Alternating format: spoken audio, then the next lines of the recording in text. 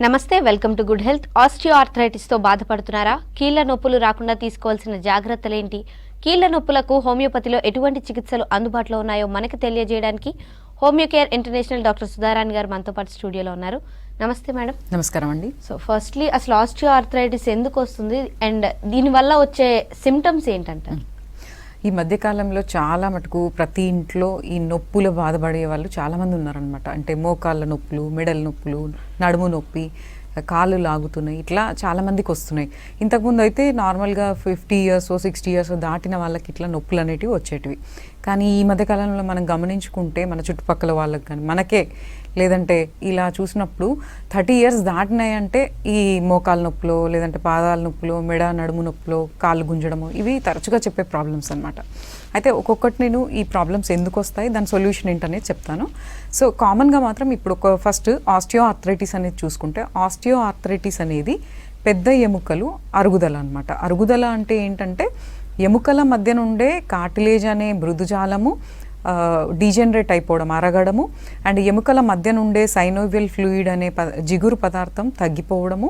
So ఇవి తగ్గుతూ ఉంటే ఏంటంటే మనం డైలీ మనం చేసే పనుల వలన ఈ మెత్తటి మృదుజాలం అనేది ఎముకల మధ్యన ఏదైతే కుషన్స్ లాగా రబ్బర్ లాగా పనిచేస్తుందో ఇవి అరగడం వలన ఎముకకి రాపిడి అనేది ఏర్పడి దీనివల్ల చాలా లక్షణాలు అనేటివి వస్తాయి. ఆ లక్షణాలు ఏంటి అని అంటే ఒక జాయింట్ కానీ మల్టిపుల్ జాయింట్స్ కానీ సో మనకి పెయిన్ అప్పుడప్పుడు రావడం, లేదంటే కంటిన్యూగా ఉండడము, ముట్టుకుంటే టెండర్నెస్ బాగా సివియర్గా పెయిన్ ఉండడము, మూమెంట్ రిస్ట్రిక్షన్ అనేది ఉండడము, అంటే ఏదో ఒక మూమెంట్లో బాగా టైట్ అయిపోవడము, జాయింట్ నడవనీయకపోవడము. సో అది ఏ జాయింట్ అయినా కావచ్చు అనమాట. మూమెంట్ రిస్ట్రిక్షన్ లాగా ఉండడము, ముట్టుకుంటే కొద్దిగా ఏదైతే పెయిన్ఫుల్ జాయింట్ ఉంటుందో అక్కడ వేడిగా ఉండడము, కొన్నిసార్లు రెడ్నెస్ కూడా ఉండడము, ఇలాంటివి తరచుగా చూస్తాం. అయితే ఈ అరుగుదల అనేది ఎక్కువ శాతం వెయిట్ బేరింగ్ జాయింట్స్లో వస్తుంది అనమాట. అంటే వెయిట్ బేరింగ్ అంటే ఎక్కువ మన బరువు ఏ జాయింట్స్ మీద పడుతుందో, మనం ఎక్కువ ఏ జాయింట్లతో పనిచేస్తామో అక్కడ వచ్చే అవకాశం ఉంటుంది. జనరల్గా మాత్రం 50 ఏళ్ళ పైబడ్డ వాళ్ళకి ఈ అరుగుదల అనేది వస్తుంది, న్యాచురల్ ప్రాసెస్ ఇది. కానీ ఈ మధ్యకాలంలో ఈ 30 ఏళ్ళ నుంచే వస్తుంది కాబట్టి మనం అన్నిటికీ సర్జరీలు అవసరం లేదు. చాలా మటుకు 90 to 99% వరకు మనకేంటంటే 80 to 90% వరకు సో మందులతోనే ఈ నొప్పులు అనేటివి తగ్గించుకోవచ్చు.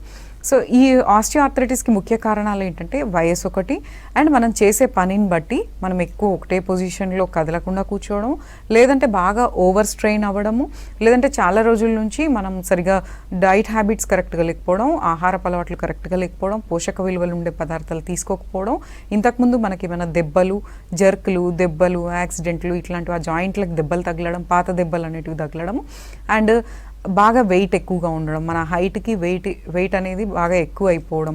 సో ఇంకా ఎముకలకి మెయిన్ కావాల్సిన కాల్షియం, విటమిన్ డి అనేది బాగా తగ్గిపోవడము, ఇంకా మనం తీసుకునే ఆహారంలో బలమైన వస్తువులు లేకపోవడం వల్ల ఎముకలు అనేటివి మెల్లమెల్లగా టైం గడుస్తున్న కొద్దీ అరుగుదల అనేది పెరుగుతూ ఉంటుంది.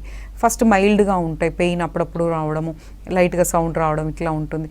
అది మళ్ళీ మోడరేట్ స్టేజ్కి వెళ్ళిపోవడము, అంటే పెయిన్ అనేది తరచుగా రావడము, వంగి లేవలేని పరిస్థితి, కింద కూర్చొని లేవలేని పరిస్థితి ఇట్లా ఉంటుంది.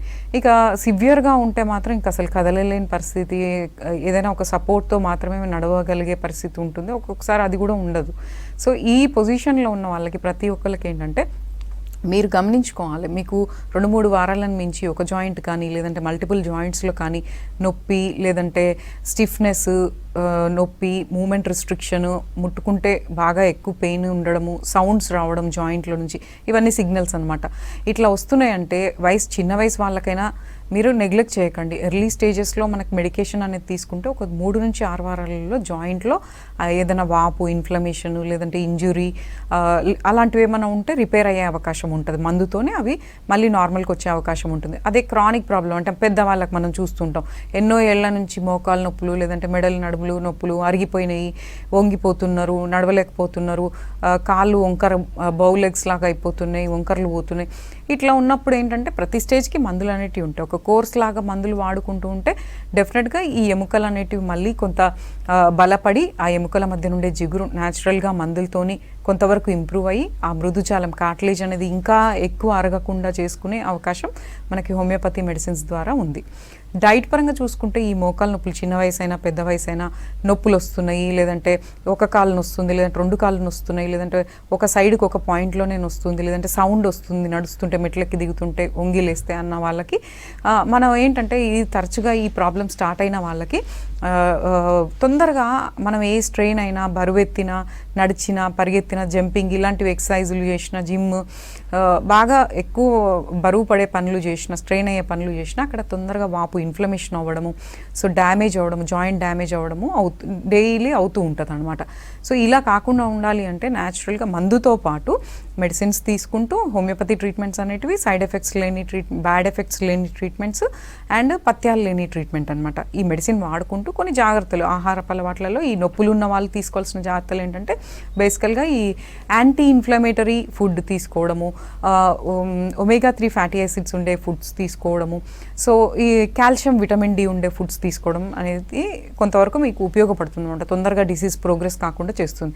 అంటే మనకి ఇంట్లో దొరికే పదార్థాలలో ఏంటంటే గ్రీన్ లీఫీ వెజిటేబుల్స్ వారానికి ఒక 3-4 సార్లు తీసుకునే విధంగా చూసుకోండి. తర్వాత అవకాడో, ఈ ఒమేగా 3 ఫ్యాటీ యాసిడ్స్ అనేటివి జాయింట్ డ్యామేజ్ ఇంకా కాకుండా కాపాడతాయి. అవి ఎందులో ఉంటాయంటే fish oil, fish sea food, ఫిష్లో, తర్వాత ఇంకా అవకాడోలో, లేదంటే వాల్నట్లో, సోయాబీన్లో, ఎగ్లో ఇలా దొరుకుతాయి. ఇవి కొంచెం డైలీ మనకి కొంత తీసుకునే విధంగా ట్రై చేయండి. యాంటీ ఇన్ఫ్లమేటరీ అంటే జాయింట్ తొందరగా డ్యామేజ్ అవ్వకుండా, వాప్ అనేది రాకుండా, పెయిన్ అనేది కంట్రోల్ అయ్యేలాగా ఉండాలి అని అంటే బలమైన వస్తువులు తీసుకోవాలి. సో అవేంటి యాంటీ ఇన్ఫ్లమేటరీ సబ్స్టెన్సెస్ అంటే అన్నీ మనకి ఇంట్లో దొరికేటివి, తృణధాన్యాలు, తర్వాత ఆకుకూరలు, తృణధాన్యాలు, నట్స్ ఇలాంటివన్నీ కొంచెం బాగా తీసుకోవాలి. క్యాప్సికమ్ ఇట్లాంటివి బాగా తీసుకోవాలి. సో తర్వాత కాల్షియం విటమిన్ డి ఉండే అంటే పాల ఉత్పత్తులు అండ్ నువ్వులు, పల్లీలు ఇట్లాంటివి తీసుకోవడం వల్ల ఎముకలు అనేటివి గట్టిపడే అవకాశం ఉంది. ఒక 15-20 నిమిషాలైనా కొంచెం ఎండలో ఎక్స్పోజ్ అవ్వడం అనేది మంచిదన్నమాట. ఎర్లీ మార్నింగ్ కానీ ఈవినింగ్స్ కానీ ఇవి జాగ్రత్తలు పాటించుకుంటూ, ఇంకా ఈ మోకాలు నొప్పులు, మెడ నడుము నొప్పులు ఉన్న వాళ్ళు ఏం చేయాలి అని అంటే కింద కూర్చోవద్దు. మెయిన్ ఏంటంటే మోకాళ్ళ నొప్పులు ఒకసారి స్టార్ట్ అయినాయి అంటే అవి తొందరగా ప్రోగ్రెస్ కాకూడదు అని అంటే ప్రతి మనిషి గమనించుకోవాలి. ఫస్ట్ మన బాడీ వెయిట్ మన హైట్కి తగ్గట్టు ఉందా లేదా, అది ఎక్కువ ఉన్నట్లయితే వెంటనే ఫస్ట్ మనం బరువు తగ్గించుకునేటట్టు చూసుకోవాలి. ఎందుకంటే డైరెక్ట్గా మన బరువే మన జాయింట్స్ మీద పడుతుంది. సో ఇంకొకటి ఏంటంటే వెయిట్ లాస్ ఒకటి చేసుకుంటూ మనం చేసే పనులలో గంటల కొద్దీ ఒకటే పొజిషన్లో ఉండకుండా కొంచెం పొజిషన్ చేంజ్ చేస్తూ ఉండండి. అండ్ కూర్చునే విధానం కూడా ఎట్లా పడితే అట్లా పోస్చర్స్ మెయింటైన్ చేయకుండా, సో మన స్పైన్ అనేది స్ట్రైట్ ఉండే విధంగా కాళ్ళు కూడా హిప్స్కి, నీస్కి 90 degrees యాంగిల్లో ఇట్లా నార్మల్ సీటింగ్లో ఉండేటట్టు చూసుకోవాలి. మెట్లెక్కి దిగడం అవాయిడ్ చేయాలి, కింద కూర్చోవడం అవాయిడ్ చేయాలి. సో ఒకవేళ మీరు చేసే పనిలో ఒత్తిడి కలిగే పనులు, తిరిగే పని, లేదంటే నడిచే పని ఇట్లా ఉన్నట్లయితే సపోర్ట్ అనేది తీసుకోండి. నీ క్యాప్స్ లాంటివి వాడండి. సో కాలర్ ఉన్నారు, షాహినా గారు అనంతపూర్ నుంచి. నమస్తే అండి మేడం. నమస్తే మేడం. ఓకే, మీ ప్రాబ్లం ఏంటో చెప్పండి మేడం. మేడం నా పేరు షాహినా, నేను అనంతపూర్ నుంచి కాల్ చేస్తున్నాను. చెప్పండి షాహినా గారు. నా ఏజ్ వచ్చి 32 మేడం. నాకు విపరీతమైన కాళ్ళ నొప్పులు మేడం, ఏ పని చేయలేకపోతున్నాను. అసలు నేను ఇంట్లో కూడా 4 మెటుకులు ఎక్కువ దిగలేకపోతున్నాను మేడం. నాకు ఎక్కువ నడిస్తే ఆయాసం వచ్చేది. చాలా హాస్పిటల్ నేను చూపించుకున్నాను మేడం, అసలు ఏం తగ్గట్లేదు మేడం. ఓకే, రిపోర్ట్లలో ఏమైనా చెప్పారండి చేయించినప్పుడు? అవును మేడం, బ్లడ్ తక్కువ ఉందమ్మా, అందుకు నీకు ఆయాసం వస్తుంది, నువ్వు బ్లడ్ ఎక్కించుకోవాలి అని చెప్పారు మేడం. అయినా కూడా నేను బ్లడ్ ఎక్కించుకున్నాను మేడం, 2 ప్యాకెట్ ఎక్కించుకున్నాను. అయినా కానీ నాకు మోకాలు నొప్పులు మాత్రం ఏ మాత్రం తగ్గలేదు మేడం అసలు. ఓకే అండి షాహినా గారు, బాధపడకండి. దీనికి మెడిసిన్స్ ఉన్నాయి, మనకి న్యాచురల్ మెడిసిన్స్, ఆల్టర్నేటివ్ ట్రీట్మెంట్స్లో అంటే సైడ్ ఎఫెక్ట్స్ లేని ట్రీట్మెంట్స్లో, ఆల్టర్నేటివ్ ట్రీట్మెంట్స్లో హోమియోపతి అనేది బెస్ట్ ట్రీట్మెంట్. సో దానికి నేను కొన్ని జాగ్రత్తలు కూడా చెప్తాను. రక్తహీనత, మీరు చెప్పేదైతే రక్తహీనత, దానివల్ల ఈ నొప్పులు అంటే ఒక జబ్బు లేకుండా కొంతమందిలో చిన్న ఏజ్ వాళ్ళకు కూడా అది పెయిన్స్ అనేటివి వస్తూ ఉంటాయి, కీళ్ళ నొప్పులు, కండరాల నొప్పులు అనేటివి వస్తూ ఉంటాయి. దాన్ని ఆర్థ్రాలజియా అంటారు, కండరాల నొప్పులని ఫైబ్రోమయాలజీ అంటారు. సో ఇవేంటంటే అనేక కారణాల వల్ల కూడా ఇవి వస్తాయి. జబ్బు లేకపోయినా కూడా రక్తహీనత, విటమిన్ల లోపాలు, వెయిట్ ఎక్కువగా ఉండడం, మనం చేసే పని బాగా స్ట్రెయిన్ ఎక్కువగా ఉండడం, మనం పాస్ట్లో ఏమైనా ప్రాపర్ కేర్, మన పర్సనల్ కేర్ అనేది తీసుకోకపోవడం, ఫుడ్ కరెక్ట్గా తీసుకోకపోవడం, మనం నడిచే విధానం, కూర్చునే విధానం కరెక్ట్గా లేకపోవడం, పని ఒత్తిడి ఎక్కువగా ఉండడం, ఇలాంటి వాటి వల్ల కూడా ఏంటంటే రక్తహీనతలో రక్తం తగ్గినప్పుడు సో డెఫినెట్గా లక్షణాలు అనేటివి వస్తాయి. విటమిన్ల లోపాలు ఉన్నప్పుడు కీళ్ళ నొప్పులు, కండరాల నొప్పులు, జుట్టు రాలడము, చర్మ సమస్యలు, కాన్సన్ట్రేషన్ తగ్గిపోవడము, ఇరిటేషను, దడ, పని చేసుకోలేకపోవడము, తర్వాత ఓపిక లేకపోవడము, ఇట్లా ఎన్నో రకాల సమస్యలు ఏర్పడుతుంటాయండి. ఈ నొప్పులు ఈ 30 ఏళ్ళలో ఎర్లీ ఏజెస్లో వచ్చే నొప్పులు తొందరగా క్యూర్ అవుతాయి. ప్రాపర్గా ట్రీట్మెంట్ తీసుకోవాలి టైంకి. లేదంటే అవే మెల్లమెల్లగా ఏంటంటే అరుగుదలకు దారితీస్తాయి. అరుగుదల అనేది ఒకసారి స్టార్ట్ అయింది అంటే ఏజ్ పెరుగుతున్న కొద్దీ న్యాచురల్గా మన హెయిర్ ఎట్లా వైట్ అవుతాయో ఆ ఎముకలు కూడా మెల్లమెల్లగా అరిగిపోతూ ఉంటాయి అన్నమాట. ఎర్లీగా ఆస్టియోఆర్థరైటిస్ వచ్చే అవకాశం ఉంటుంది కాబట్టి ఇప్పుడు నేను చెప్పేటివన్నీ మీరు గమనించుకొని మీరు కుదిరితే మా హోమియోకేర్ ఏదైనా ఒక బ్రాంచ్కి వెళ్ళి ఫస్ట్ ఎగ్జామినేషన్ చేయించుకోండి. మన అరుగుదల ఉందా, కండరాల నొప్పులా, లేదంటే ఏమైనా లోపల ఏమైనా డ్యామేజ్ అయిందా, లేదంటే ఇతర కారణాలు ఏమైనా ఉన్నాయా, దీంతోపాటు అసోసియేటెడ్ ఏమైనా థైరాయిడ్ లాంటివి ఏమైనా ఉన్నాయా, హార్మోనల్ ఇంబ్యాలెన్స్ ఉందా లేడీస్లో, ఇవన్నీ ఉంటాయి కాబట్టి సో దానికి తగ్గట్టుగా మనం మందులు వాడుకుంటే డెఫినెట్గా ఒక 3 నుంచి 6 వారాలలో మనకి చేంజెస్ అనేటివి కనబడతాయి. ఒక కోర్స్ లాగా వాడుకుంటే పర్మనెంట్గా క్యూర్ అవుతుందండి. ఓకే మ్యామ్, మరో కాలర్ ఉన్నారు. వంశీ గారు కరీంనగర్ నుంచి. నమస్తే అండి. మేడం నమస్తే మేడం. ఓకే, మీ ప్రాబ్లం ఏంటో చెప్పండి మేడం. మేడం మీ టీవీ వాల్యూమ్ కొంచెం తగ్గించి మాట్లాడండి. ఓకే, చెప్పండి సార్, ప్రాబ్లమ్స్ చెప్పండి. అంటే కాళ్ళు గుంజడం, నొప్పి తేవడం అవుతుంది మేడం. ఎప్పటి నుంచి సార్? ఒక దాదాపు 1 మంత్ అవుతుంది మేడం. ఏజ్ ఎంత సార్? ఏజ్ వచ్చి 42 మేడం. ఓకే, ఇంకేమైనా ఇతర జబ్బులు అట్లా ఏమైనా ఉన్నాయా సార్? ఇతర జబ్బులు అంటే నోస్ అనేది కూడా ఉంది madam. Okay, BP, sugar, thyroid ఇట్లాంటివి ఉన్నాయా సార్? ఏం లేదు మేడం. ఓకే సార్, నేను చెప్తాను వినండి సార్. అయితే ఇట్లా చెప్పడానికి పెద్దగా జబ్బు అనేది లేకపోయినా కూడా ఈ ఎర్లీ స్టేజెస్లో ఈ మధ్య కాలంలో చాలా మందికి అండి 25-30 ఇయర్స్లో కూడా ఈ పెయిన్స్ అనేటివి వస్తూ ఉంటాయి అన్నమాట. అయితే దీనికి ఏంటంటే ముఖ్య కారణాలు విటమిన్ల లోపాలు ఉండడము, మీరు చేసే పని వృత్తిని బట్టి, అంటే ఒకటే పొజిషన్లో కూర్చొని ఉండడము, లేదంటే లాంగ్ జర్నీస్ చేయడము, లేదంటే బాగా బరువు ఎత్తే పనులు ఇట్లాంటివి చేయడము, లేదంటే ఇంతకుముందు ఏమైనా దెబ్బలు తగలడము, అది మీరు ప్రాపర్గా కేర్ తీసుకోకపోవడం వల్ల కూడా ఇట్లా వస్తాయి. అయితే B12 తగ్గినా, విటమిన్ D తగ్గినా, కాల్షియం తగ్గినా, రక్తహీనత ఉన్నా కూడా సో ఇంకా కొన్ని ఎఫెక్ట్స్ వల్ల కూడా ఈ రక్త ప్రసరణ అనేది సరిగా లేకపోయిన వాళ్ళకు కూడా ఈ మోకాలు నొప్పులు, కాళ్ళు పైనుంచి కింది వరకు లాగడము ఇట్లాంటివి జరుగుతూ ఉంటాయి. సో ఈ యంగ్ ఏజ్లో ఎర్లీ ఏజెస్లో ఏంటంటే నడుము నొప్పి, లేదంటే నడుము మీద ఒత్తిడి పడే పనులు చేసే వాళ్ళకి అక్కడ ఉండే నరాలు ఉతకపోవడం వల్ల కూడా అది తొంటి, పిరుదల, తొడలు, పిక్కలు, అరిపాదం వేల వరకు లాగుతూ ఉంటాయి. అవి నెగ్లెక్ట్ చేయకూడదు అనమాట. అవి నెగ్లెక్ట్ చేస్తే ఒక్కొక్కసారి చాలా సివియర్గా అయిపోయి నడవలేని పరిస్థితికి వెళ్ళిపోతూ ఉంటారు. సో ఫస్ట్ మీరు వచ్చి దాని మూల కారణం ఏంటో కరెక్ట్గా తెలుసుకోవాలి. మీరు వచ్చి కన్సల్ట్ అవ్వండి. ఎగ్జామినేషన్, ఫిజికల్ ఎగ్జామినేషన్ చేయడం ద్వారా ఆ సియాటికానా, కండరాల నొప్పులా, కీళ్ళ నొప్పులా, లేదంటే ఇంకేదైనా ఇతర సమస్య ఉందని కరెక్ట్గా తెలుసుకొని దాని తగ్గట్టు కొద్ది వారాల నుంచి నెలల వరకు కంటిన్యూగా మెడిసిన్ వాడితే డెఫినెట్గా మీ ప్రాబ్లం తగ్గిపోతుందండి. ఓకే మ్యామ్, అంటే సర్జరీ స్టేజ్ వరకు వెళ్ళిన వాళ్ళల్లో కూడా హోమియోపతి ట్రీట్మెంట్ అనేది ఉపయోగపడుతుందంటారు? హోమియోపతి ట్రీట్మెంట్ అనేటివి ప్రతి స్టేజ్లో దానికి తగ్గట్టుగా మెడిసిన్స్ అనేటివి ఉంటాయన్నమాట. అన్నిటికీ ఇప్పుడు ప్రాబ్లం వచ్చిందంటే వెంటనే సర్జరీకి వెళ్ళాలి అనే పరిస్థితులు ఇప్పుడు లేవు. అన్నిటికీ ట్రీట్మెంట్స్ అవైలబుల్గా ఉన్నాయి, సైడ్ ఎఫెక్ట్స్ లేకుండా.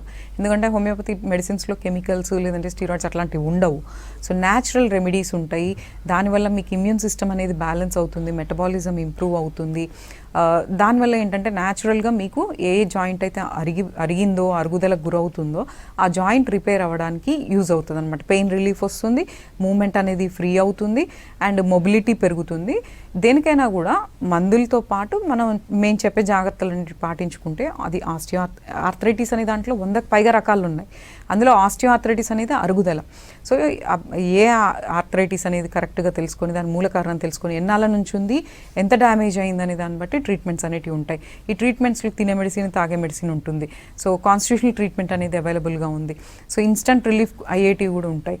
సో ఇలా మెడిసిన్స్ అనేటివి డాక్టర్ సలహాతో మీ అంతటా మీరు వాడకుండా డాక్టర్ సలహాతో వాడుకున్నట్లయితే కొన్ని జాగ్రత్తలు తీసుకుంటే ఈ ఆస్టియోఆర్థరైటిస్ కానీ, రుమటాయిడ్ కానీ, psoriatic, gouty, post viral arthritis, post infectious arthritis, ఇట్లా ఎన్నో గౌటీ ఆర్థరైటిస్ ఉంటాయి కదా, ఇవన్నీ కూడా న్యాచురల్గా వితౌట్ సైడ్ ఎఫెక్ట్స్ కొంతకాలానికి ఇవి పర్మనెంట్గా క్యూర్ అయ్యి మళ్ళీ లైఫ్ లాంగ్ వాడకుండా చేసుకునే అవకాశాలు చాలా ఎక్కువ ఉన్నాయి. కాబట్టి ఈ ప్రాబ్లమ్స్ కనుక మీకు ఎవరికైనా ఉన్నట్లయితే డెఫినెట్గా కన్సల్ట్ అవ్వండి. ఓకే మ్యామ్, మరో కాలర్ ఉన్నారు. పద్మారావు గారు సంగారెడ్డి నుంచి. నమస్తే అండి. నమస్తే మేడం. ఓకే, మీ ప్రాబ్లం ఏంటో చెప్పండి మేడం. సార్ బ్యాక్ పెయిన్ వచ్చింది మేడం. ఎప్పటి నుంచి సార్? అది నాకు 1 month 2-3 months అవుతుంది మేడం. ఏమైనా రిపోర్ట్ చేయించారా సార్? చేయించాను మేడం. ఎంఆర్ఐ స్కాన్ చేయించాను. ఏం చెప్పారు సార్? అది ఏమంటారు డిస్క్ ఉంటాయి కదా మేడం, మ్మ్. డిస్క్ మీద గ్యాప్ వచ్చి పక్కన నరాన్ని వదులుతుంది. Okay sir. అయితే ఇప్పుడు మీకు ఓన్లీ బ్యాక్ పెయిన్ అయినా ఇంకా కాళ్ళకి ఏమైనా ఎఫెక్ట్ అవుతుందా సార్? అది దానివల్ల ఒక కాళ్ళు నడవనీక వస్తుంది మేడం, ఇట్లా నడవ పట్టేస్తున్నది. ఓకే. ఏజ్ ఎంత అండి? 36 మేడం. నాకు ఓకే సార్. సేమ్ అదే ప్రాబ్లం, మా మిస్సెస్ కూడా same madam. Okay sir. Okay. ఏం పని చేస్తారు సార్ మీరు?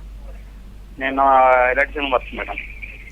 సరే సార్, నేను చెప్తా సార్, వినండి. అసలు వరీ కావాల్సిన పనే లేదు. ఇప్పుడు అన్నిటికీ ట్రీట్మెంట్స్ అవైలబుల్గా ఉన్నాయి. ఈ డిస్క్ ప్రాబ్లమ్స్కి, ఎస్పెషల్లీ డిస్క్ ప్రాబ్లమ్స్కి చాలా ఎక్సలెంట్ ట్రీట్మెంట్ ఉంది. కాకపోతే అది ఏంటి, ఆ డిస్క్ బల్జా, డిస్క్ హర్నియేషనా, స్లిప్ డిస్కా, లేదంటే డిస్క్ డెసికేషనా, సియాటికనా, రెడిక్లోపతి ఏమైనా ఉందా, ఇలాంటివన్నీ మనం అది కరెక్ట్గా ఏంటనేది తెలుసుకొని దాన్ని బట్టి మనం మందులు వాడుతూ మేము చెప్పే జాగ్రత్తలు పాటించుకుంటే ఒక 3 నుంచి 6 వారాలలో మీకు తేడా అనేది స్టార్ట్ అయిపోతుంది.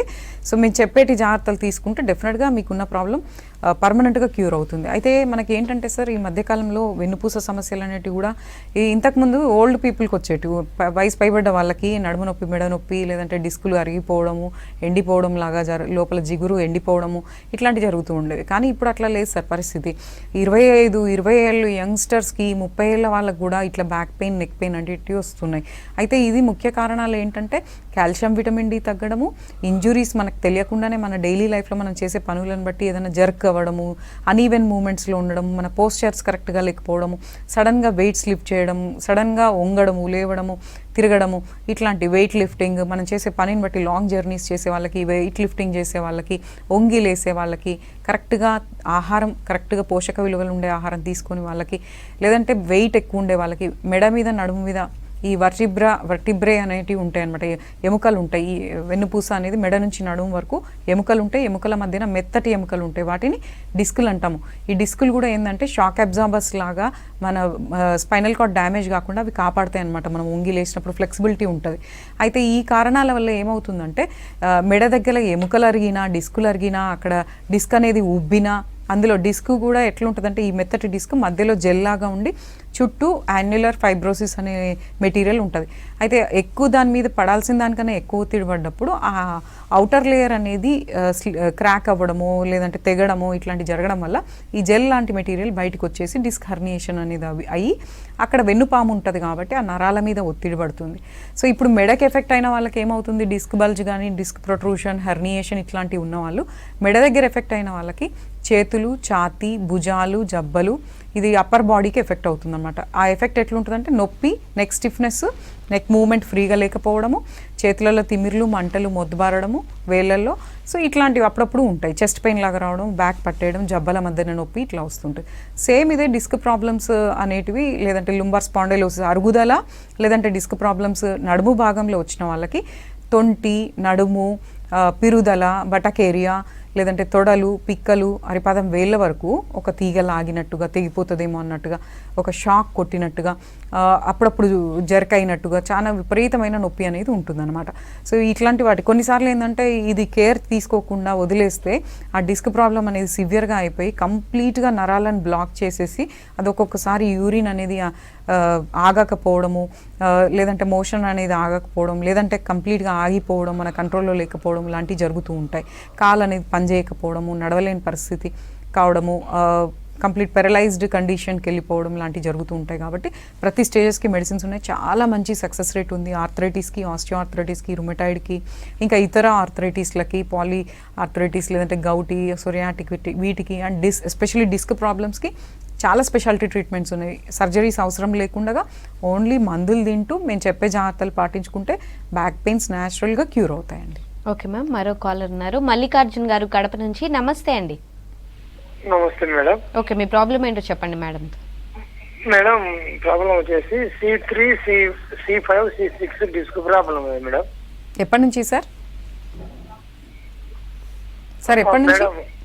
మేడం మన ఒక 1 ఇయర్ నుంచి మేడం సార్ దగ్గర ఇక్కడ మన హోమియో కేర్ లోనే చూపించుకుంటున్నాను.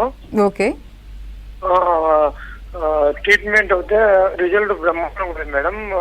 80% సక్సెస్ అయింది మేడం. ఇంకా 20% ఉంది. మామూలుగా నా కోర్స్ వచ్చేసి 15 నెలలు ఇచ్చారు సారు. ఇంకా ఈ మిగతాది కూడా వాడాలా మేడం అట్లే? నేను చెప్తా సార్ వినండి. ఇవేంటంటే సార్, ఈ డిస్క్ ప్రాబ్లమ్స్ అనేటివి క్యూర్ అయినా కూడా ఒక్కొక్కసారి మనం చేయకూడని పనులు చేసినప్పుడు మంచిగా హెల్దీగా అయిన డిస్కులు కూడా ఒక్కొక్కసారి జరకైనప్పుడు అవి మళ్ళీ కదులుతాయి అన్నమాట. అలా కదిలినప్పుడు మళ్ళీ నరాల ఒత్తిడి అప్పుడప్పుడు రావడం అట్లాంటివి జరిగే అవకాశాలు కొంతవరకు ఉంటాయి. అయితే మీరు ఆల్రెడీ బాగుంది అని అంటే ఇంకేం అవసరం లేదు, బట్ ఒకసారి ఎగ్జామినేషన్ చేయించుకోండి సార్. ఈ డిస్క్ ప్రాబ్లమ్స్కి చాలా చాలా ఎక్సలెంట్ ట్రీట్మెంట్ ఉందంటే వచ్చిన ప్రతి ఒక్కరికి మంచిగా హ్యాపీగా తగ్గిపోయి వెళ్ళిపోతూ ఉన్నారు, మళ్ళీ జాబ్స్కి వెళ్తున్నారు. అంటే వచ్చినప్పుడు అసలు నడవలేని స్థితిలో వచ్చేవాళ్ళు, లేదంటే ఆ మెడల్ నిలబడలేని స్థితిలో ఉన్నవాళ్ళు ట్రీట్మెంట్ తర్వాత కొద్ది నెలలలోనే వాళ్ళు అన్ని పనులు చేసుకునే విధంగా జరుగుతుంది. సో మీకు ఇప్పుడు బాగానే ఉంది కాబట్టి మీరు ఎవరి దగ్గర అయితే ట్రీట్మెంట్ తీసుకుంటున్నారో వాళ్ళని ఒకసారి అడగండి సార్, డైట్ పరంగా ఎలాంటి జాగ్రత్తలు తీసుకోవాలి, నెక్స్ట్ మెయింటెనెన్స్ ఏం చేయాలి అనేది వాళ్ళని అడగండి. జనరల్గా ఇప్పుడు మీరు చెప్పిన C3, C4, C5, ఈ C6 అంటే మెడ దగ్గర మనకి 7 వర్టిబ్రేలు అనేటివి ఉంటాయి అన్నమాట.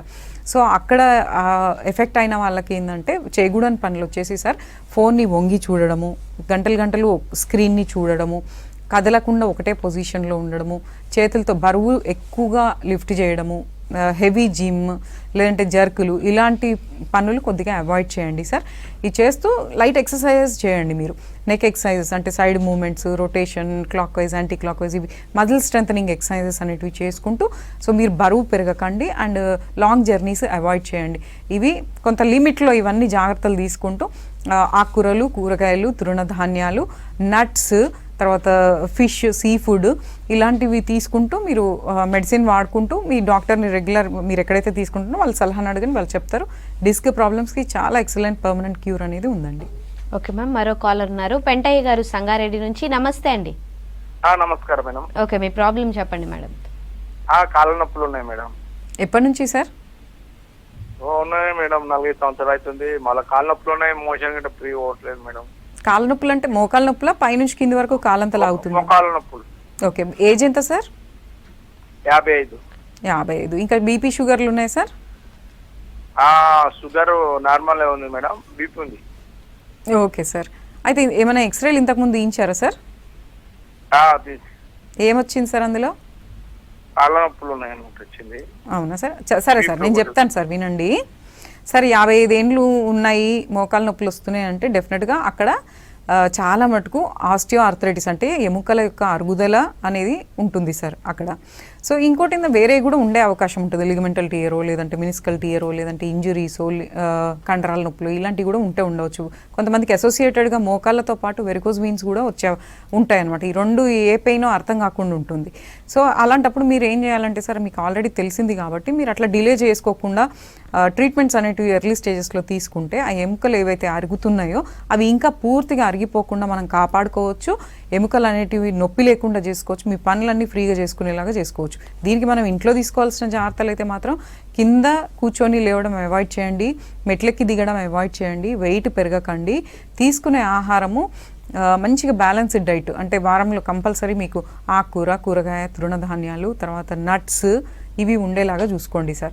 Anti inflammatory food, omega 3 fatty acids ఉండే ఫుడ్, అదే ఇప్పుడు నేను చెప్పిన ఫుడ్స్, ఫ్లాక్స్ సీడ్స్, నువ్వులు, పల్లీలు ఇలాంటివి కొంచెం మన డైట్లో యాడ్ చేసుకుంటే ఎముకలు గట్టిగా ఉండేటట్టు ఉంటాయి. కొంచెం ఎండకి ఎక్స్పోజ్ అవ్వండి. జాయింట్ పెయిన్స్ ఉన్న వాళ్ళు ఇంకా పెయిన్ ఉంది కదా అని ఒకటే పొజిషన్లో కదలకుండా ఉండకండి. కొంచెం మూమెంట్ అనేది, లైట్ మూమెంట్ అనేది ఇస్తూ డెఫినెట్గా ఎక్సర్సైజ్ అనేది చేస్తూ ఉంటేనే మజిల్ స్ట్రెంథనింగ్, ఏ జాయింట్ పెయిన్ వచ్చినా కూడా మజిల్ స్ట్రెంథనింగ్ ఎక్సర్సైజెస్ అనేటివి చేసుకుంటే ఆ జాయింట్కి సపోర్ట్ అనేది మంచిగా ఉంటుంది కాబట్టి ఫర్దర్ డ్యామేజ్ అనేది తొందరగా కాకుండా ఉంటుంది.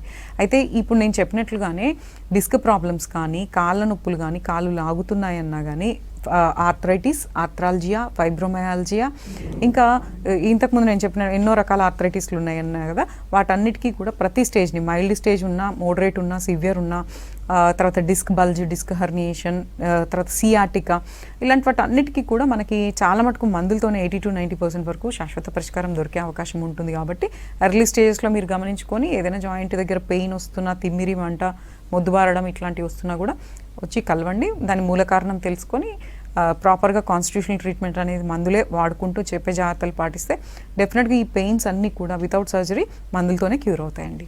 Thank you so much Sudharani గారు. ఇది వాళ్ళ గుడ్ హెల్త్.